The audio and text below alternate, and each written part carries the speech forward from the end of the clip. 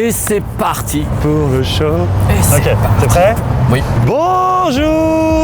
Bonjour. Pourquoi sommes-nous à Las Vegas, Pépé? Raconte-moi tout. Nous sommes ici parce qu'il y a le CES de Las Vegas et tous les ans, comme ça, c'est le grand show, c'est la grand-messe. Et donc, au CES, il y a des téléviseurs. Mais qui, à part ce débile mental, c'est toi qui me l'as soufflé, peut me répondre à mes questions télé 2023? Eh bien, Pépé, t'es prêt? Ouais, je suis prêt, mais il n'y a pas que de la télé ici. Mais c'est vrai qu'historiquement, le CES a toujours été un show de télé. Exactement. Avec des grosses nouveautés. On a lancé ici les premiers écrans plats, les plasmas, l'OLED, le mini LED, tout a été lancé ici.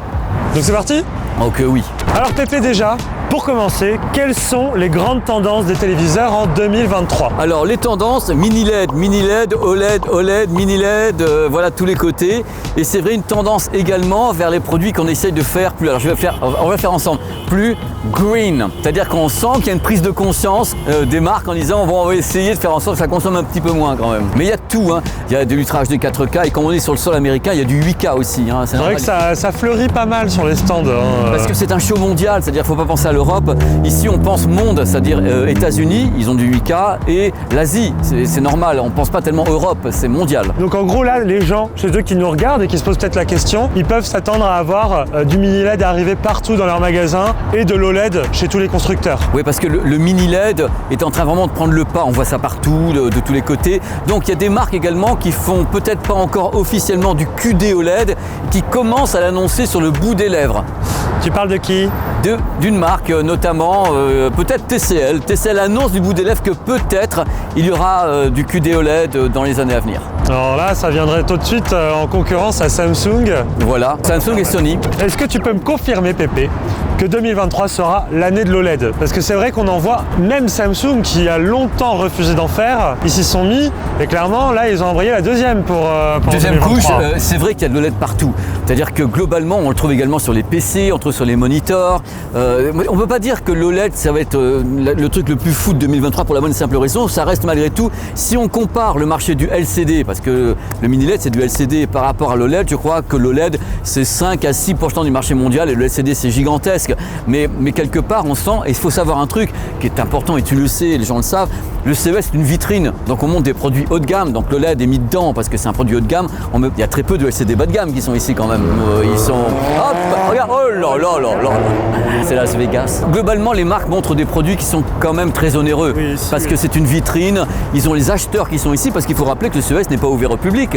Ce sont les journalistes, les blogueurs, les vlogueurs, les acheteurs qui viennent, les acheteurs du monde entier, et ici il y a les gens de Darty, il y a les gens de Boulanger qui viennent faire leur check. Et le truc important, c'est qu'en fin de compte, il y a beaucoup de prototypes qui sont ici. Oui. Et par rapport à ce que vont dire les acheteurs, les marques vont dire, bon, ce prototype, non. Maintenant, les gens ont l'air d'avoir envie d'avoir ça, ça va être ça. Ça guide l'industrie. Moi, Pépé, là, je me posais la question, quelle est, selon toi, l'OLED qui sera un peu la star de 2023? Est-ce que ça va être plutôt le QD OLED de Samsung ou le G3 d'LG? Ou peut-être pas ni un ni l'autre d'ailleurs. Parce que tu m'en as parlé d'un autre tout à l'heure. Parce que moi, hier, j'ai eu la chance d'aller voir un produit Panasonic OLED qui sort dans 6 mois. Donc pas tout de suite là. Ah bah non, oui, c'est celui qui sortira a priori dans l'année donc 2023, peut-être pour l'été.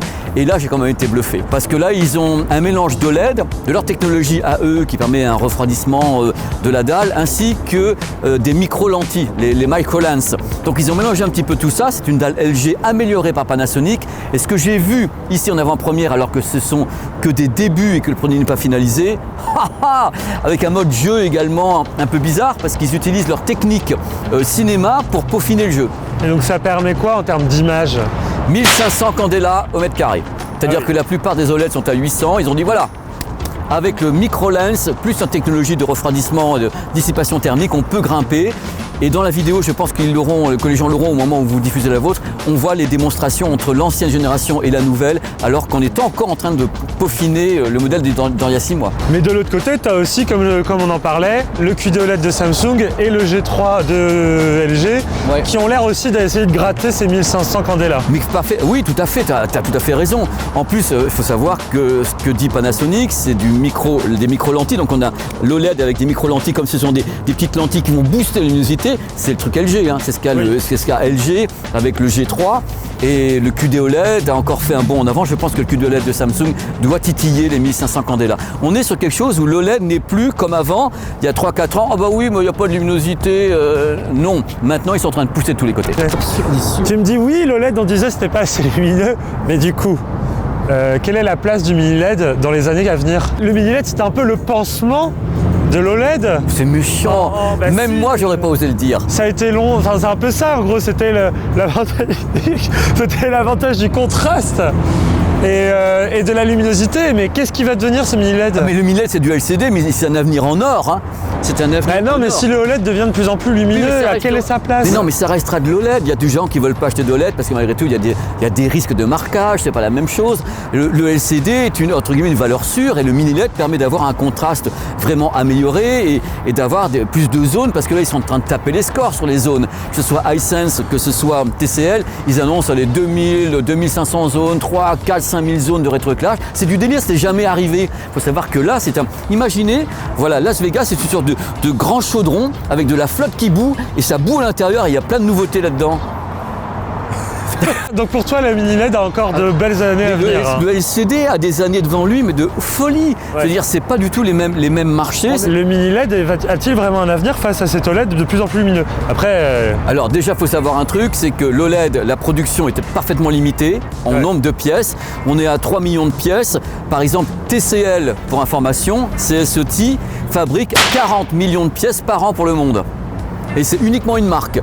Donc on est sur des quantités qui n'ont rien à voir. Je veux dire, entre le LCD et l'OLED, ouais, bah oui. l'OLED continuera à travailler différemment, le LCD ça continuera à être puissant, le mini LED vient peaufiner, donc mini LED, QLED vient peaufiner le contraste, vient peaufiner la luminosité. Donc c'est deux technologies qui vont cohabiter pendant Et bien longtemps. sûr, mais on sent qu'il y a un respect mutuel qui grandit entre les deux. Ouais, bah oui, il y a des marques chez qui clairement ils font évoluer leur gamme mini LED et OLED. Oui, Samsung qui maintenant l'occurrence.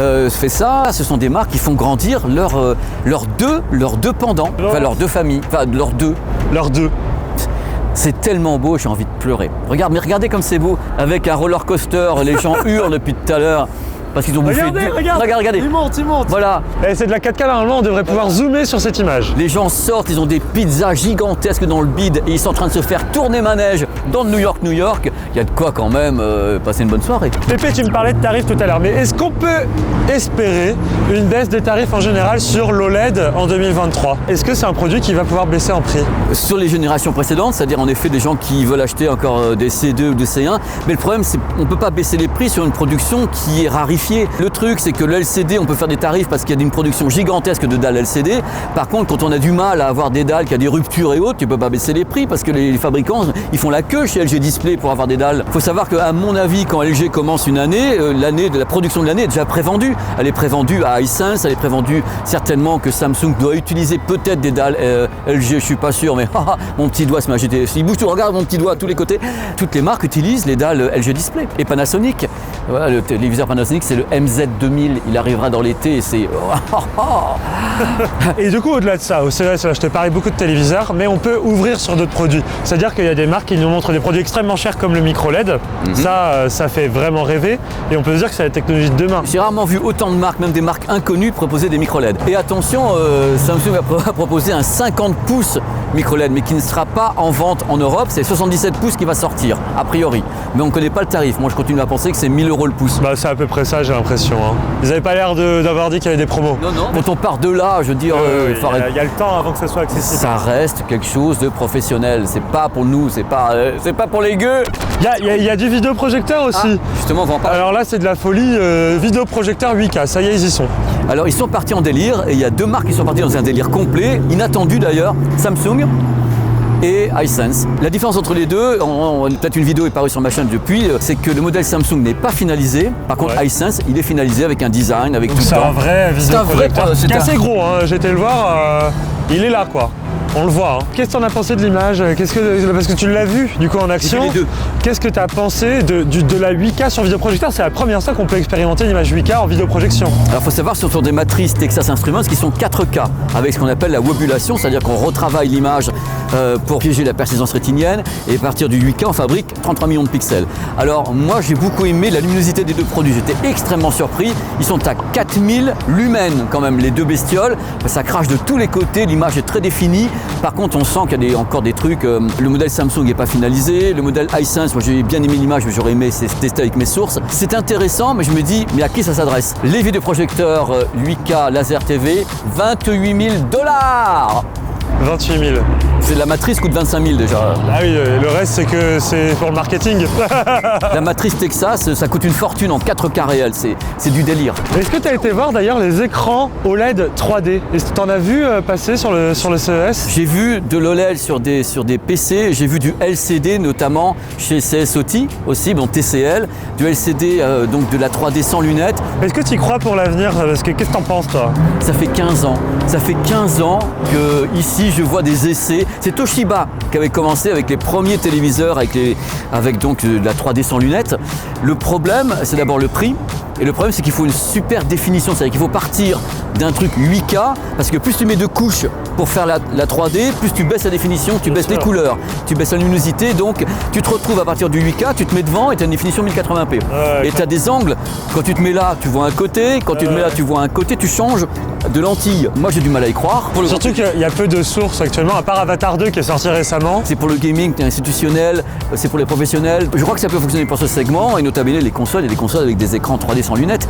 Mais se dire on va regarder Avatar sur un téléviseur 70 pouces à la maison en 3D sans lunettes, oui.